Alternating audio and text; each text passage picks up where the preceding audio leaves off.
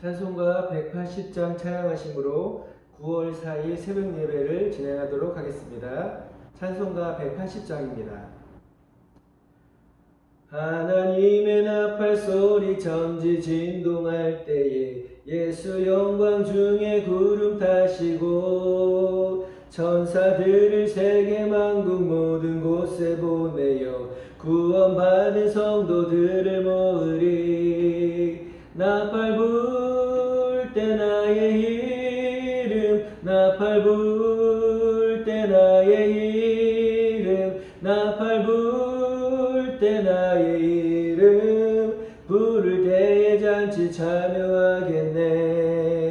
무덤 속에 잠자는 자 그때 다시 일어나 영화로운 부활 승리 얻으리. 주가 택한 모든 성도 구름 타고 올라가 공중에서 주의 얼굴 배우리. 나팔 불 때 나의 이름, 나팔 불 때 나의 이름, 나팔 불 때 나의 이름, 부를 때에 잔치 참여하겠네.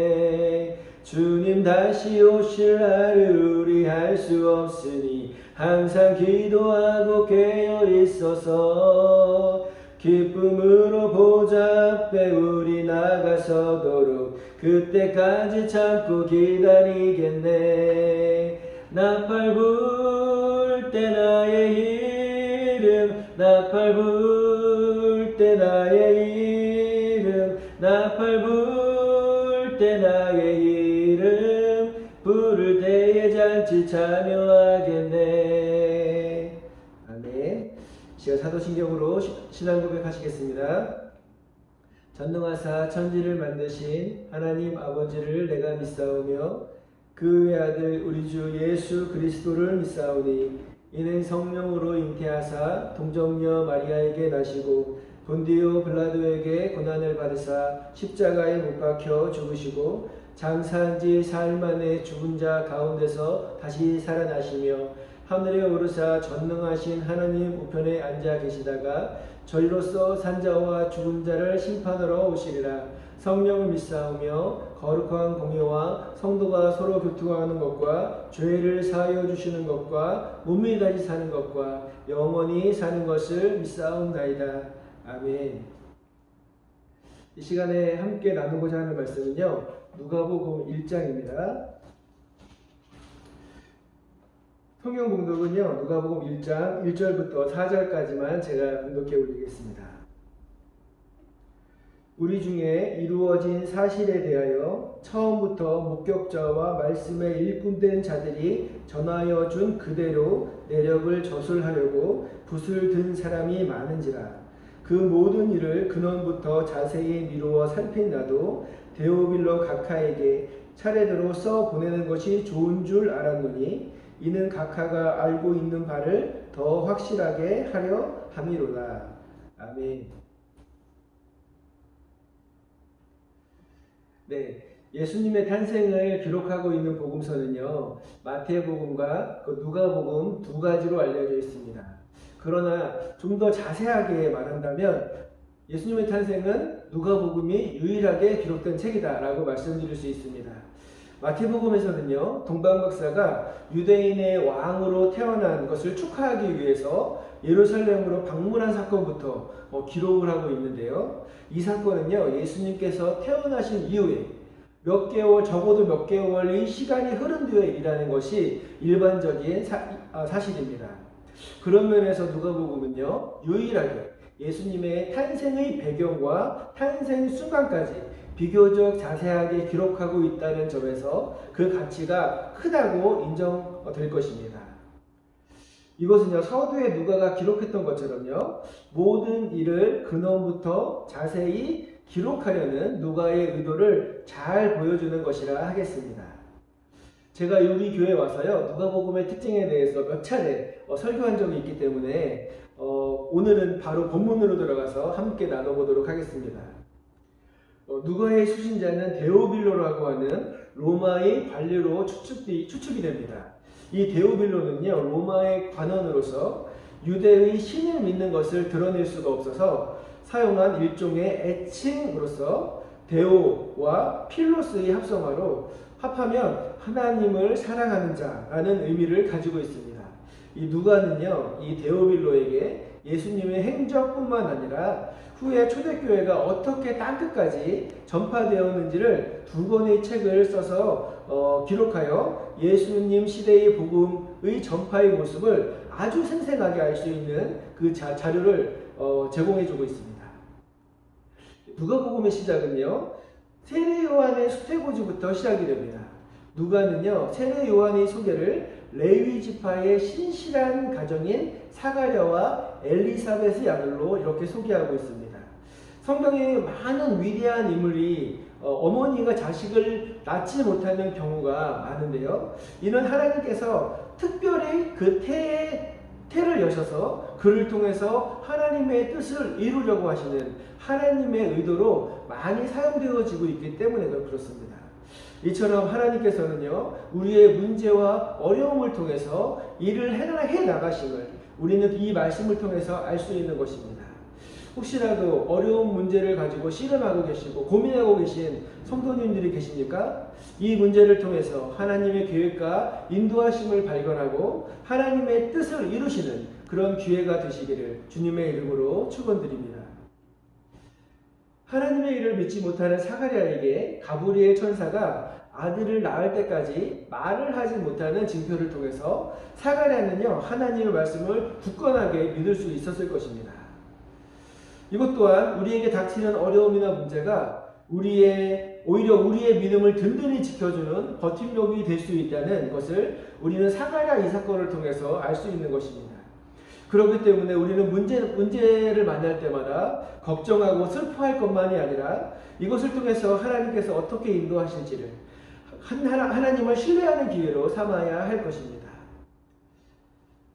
세례 요한의 수태고지는요, 아버지인 사가랴에게 있다면 예수님의 수태고지는 그 어머니인 마리아에게 나타나는 것을 볼 수 있습니다. 요한이 잉태된 지 6개월 이후에 이 천사 가브리엘은요, 마리아에게 나타나서 예수님이 태어날 것을 전해주었습니다. 처녀인 마리아가 아이를 잉태한다는 것은요, 요한의 어머니가 나이가 많아서 태가 없어졌는데도 불구하고 아이를 출산한 그 사건보다 훨씬 더 차원이 다른 그 문제인 것입니다. 그럼에도 불구하고요, 마리아는 믿음으로 그 수태고지를 받아들입니다. 누가복음 1장 38절 같이 한번 읽어보겠습니다. 마리아가 이르되 주의 여종이오니 말씀대로 내게 이루어지이다 하매 천사가 떠나가니라. 우리는 때로는 불가능한 하나님의 말씀을 들었을 때 그 가능성을 보지 말고 그 불가능을 넘어서 계시는 이를 가능케 하시는 하나님의 능력을 바라보아야 할 때가 있는 것입니다. 그럴 때 하나님께서는요, 그 믿음을 통해서 불가능을 가능하게 하실 것입니다. 천사 가브리엘은요, 마리아가 자신이 아기를 낳을 것이라는 믿음을 주기 위해서 그 이모인 엘리사벳이 나이가 들었음에도 임신했다는 사실을 증거로 삼았습니다. 누가복음 1장 36절을 같이 한번 읽어볼게요. 보라, 내 친족 엘리사벳도 늙어서 아들을 배었느니라. 본래 임신하지 못한다고 알려지니가 이미 6달이 되었나니. 네. 여러분, 혹시 다른 사람이 은혜를 입고 축복을 받았을 때 어떠한 마음이 드십니까? 그 사람은 그 사람이고 나는 나지라고, 나하고 상관없는 사건이라고 생각하지는 않으십니까? 그러나 주변에 다른 사람이 받은 축복이나 징계가 나에게 주는 가르침일 수도 있음을 우리는 항상 생각해야 합니다. 엘리사벳이 잉태한 것이 마리아의 수태고지를 믿는 믿음의 근거가 되었듯이요, 우리는 항상 주변의 사람들이 간증이나 받은 은혜들을 들으면서 이것을 통해서 하나님께서 나에게 주실 그런 은혜들이 무엇인지를 생각하며 받아 누려야 할 것입니다. 이 마리아와 엘리사벳의 만남 가운데서요, 요한이 뱃속에서 뛰는 사건을 통해서 요한의 사역이 태어나기 전부터 이미 예수님을 본능적으로 알고 그의 길을 예비하는 사역임을 암시적으로 잘 보여주고 있습니다. 서로 축복 가운데 하나님을 찬양하며 만남을 가진 이 두 여인은요, 엘리사벳이 출산을 할 때가 다 찼을 때까지 3개월 동안 함께 있으면서 하나님의 은혜와 그 사명을 나누었을 것입니다. 이 3개월의 기간이 두 여인이 앞으로 태어날 자신의 아들들을 어떻게 키워야 하고 가르쳐야 하는지에 대해서 분명히 알 수 있는 그 준비의 시간이 된 것입니다. 그 요한이 태어날 때까지 말을 할 수 없었던 이 사가랴는요, 아들의 이름을 요한이라고 서판에 쓰는 순간 말문이 트이게 됩니다. 사가랴가 말문이 트인 후에 가장 먼저 한 것은요, 바로 하나님을 찬양하는 일이었습니다. 지난 10개월 동안요, 사가랴는 정말 많은 말을 하고 싶었을 거예요. 지성소 안에서 천사를 만난 그 사건부터 만나는 사람마다 내가 하나님을 천사를 만났다. 그 사람이 나에게 아들을 낳을 것이라고 그렇게 가르쳐줬고, 또 그 아들을 통해서 많은 사람이 하나님께 인도될 것이다 라고 이렇게 이야기했다라고 하면서 막 자랑하고 다닐 수도 있었을 것입니다. 그런데요, 천사는요, 이런 사가랴의 입을 닫고 사가랴는 많은 생각을 할 수 있는 시간들을 가졌습니다. 그리고 그가 처음 한 말은요, 하나님께 찬양하고 또 감사하는 일이었습니다. 우리가 하나님의 주신 은혜를 다른 사람들과 나누고 싶은 마음이 생길 때 그것이 하나님을 향한 감사가 아니라 하나님이 나에게 주신 은혜에 대한 자랑이라면 우리는 오히려 입을 다무는 것이 더 나을 것입니다. 겸손한 마음으로 하나님께서 베푸신 은혜를 감사하며 간증하는 것과 다른 사람에게 자신의 받은 은혜들을 자랑하는 것은 엄연히 다른 것입니다. 10개월 동안 입이 막혔던 이 사가랴가 입이 열리는 순간에 이 사가랴의 말은요, 모두 하나님을 찬양하고 모든 영광을 하나님께 돌리는 은혜로운 말이었다는 것을 우리는 기억해야 합니다. 이렇게 태어난 세례 요한은요, 어릴 때부터 강하게 키워졌습니다. 그리고 빈들에서 항상 자신의 사명을 기다리며 메시아를 기다리는 예비하는 선지자로서 준비하며 때를 기다렸습니다. 이렇듯 아무리 큰 사명을 가진 사람이라고 할지라도 모든 일에는요, 다 때가 있는 것입니다. 우리는 모두 하나님의 사명을 가지고 살아가는 사람들 아닙니까? 지금 당장 하나님께 쓰임받지 못한다 할지라도 인내함을 가지고 준비하며 기다릴 때 하나님께서는 가장 좋은 시간에 그리고 가장 좋은 방법으로 우리들을 사용하실 것입니다. 사랑하는 왕성교회 성도 여러분, 예수 그리스도께서 태어나시기 전에 세례 요한을 보내셔서 그 길을 예비하신 것처럼 오늘날 우리도 예수 그리스도의 다시 오심을 예비하는 사람들입니다. 세례 요한처럼 준비된 자로서 예수님의 재림을 선포하고 땅끝까지 그리스도의 복음을 전하는 저와 왕성교회의 모든 귀한 성도님들이 되시기를 주님의 이름으로 축원드립니다. 기도하겠습니다. 사랑과 은혜가 충만하신 하나님 아버지 감사드립니다. 우리 귀한 성도들 기도의 영을 허락하여 주셔서 이 새벽에 있는 처소에서 주님께 예비하며 하루를 시작하게 하시니 감사드립니다. 예수님께서 태어나시기 전에 세례 요한을 예비하신 것처럼 이 시대의 모든 성도들은 예수님의 다시 오심을 예비하는 사역이 있는 줄 믿습니다. 우리가 할 수 있는 대로 예수 그리스도를 전하고 한 영혼이라도 구원하고자 하는 마음을 허락하셔서 이 마지막 시대에 주님 오실 때 잘했다 충성된 종아 라고 칭찬받는 우리 귀한 왕성교회 성도들이 되게 하여 주시옵소서. 이 시간 주님께 각자의 소원을 주님께 아뢰 때 주님의 뜻 안에서 응답하여 주시고 우리 왕성교회 모든 성도들이 감사와 찬양과 간증이 넘쳐나는 오늘 하루가 되도록 인도하여 주시옵소서. 예수님의 이름으로 기도하옵나이다. 아멘. 주기도문 하시고 중보기도로 나누겠습니다. 하늘에 계신 우리 아버지여, 이름이 거룩히 여김을 받으시오며 나라의 임하옵시며 뜻이 하늘에서 이루어진 것 같이 땅에서도 이루어지이다. 오늘날 우리에게 일용할 양식을 주옵시고 우리가 우리에게 죄지은 자를 사하여 준 것 같이 우리의 죄를 사하여 주옵시고 우리를 시험에 들게 하지 마옵시고 다만 악에서 구하옵소서. 대개 나라와 권세와 영광이 아버지께 영원히 있사옵나이다. 아멘.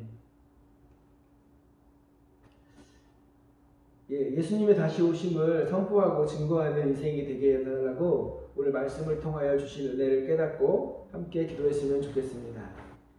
두 번째로 교회의 부흥과 담임 목사님의 영육간의 강건함을 허락해달라고 기도해 주시고 이 마지막 시대에 정말 하나님께서 귀하게 사용하시는 우리 귀한 주의 종이 되게 해달라고 항상 중보하며 나아갔으면 좋겠습니다. 코로나가 속히 지나가게 하시고 치료제가 개발되게 하셔서 모든 교회 그리고 모든 사회 모든 곳에서 정말 삶이 다시 한번 활성화될 수 있는 그런 귀한 때가 속히 올 수 있게 해달라고 함께 중보해 주셨으면 좋겠습니다. 코로나 때문에 어려움 당하는 성도들이 많이 있을 것입니다. 사업장과 직장과 가정을 위해서 항상 기도하시고 또 위로하시고 또 치유하시는 하나님의 은혜를 깨달을 수 있는 그런 귀한 시간 되게 해달라고 같이 중보했으면 좋겠습니다. 주변에 몸이 아픈 지체들이 많이 있습니다. 하나님께서 치유의 감선을 비춰주셔서 속히 치유되는 귀한 역사 체험할 수 있게 해달라고 같이 기도 부탁드리겠습니다. 마지막으로 개인 기도 제목을 놓고 기도하시면서 오늘 하루를 활기차게 시작해 주셨으면 좋겠습니다. 우리 주여 한번 외치고 기도하겠습니다. 주여